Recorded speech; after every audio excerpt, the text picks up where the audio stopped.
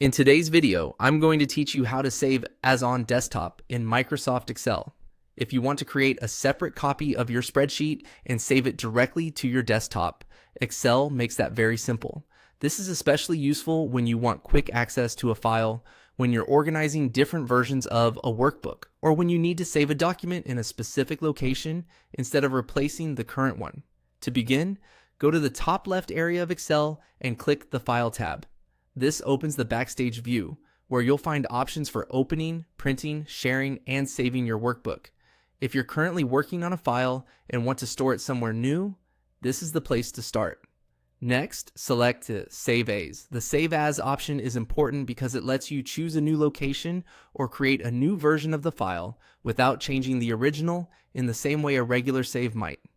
This is a good habit when you want to keep your work organized or avoid overwriting an existing file. After that, click Browse. This opens the Save As window, where you can choose exactly where the file will be stored on your computer.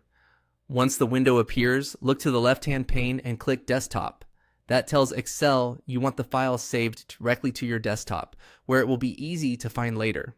Now, move down to the File Name box and type the name you want to use for your spreadsheet. Choose a clear and recognizable name so you can identify it quickly. If you're saving multiple similar files, it can help to use a name that reflects the contents or version of the workbook. If needed, you can also check the Save as Type dropdown.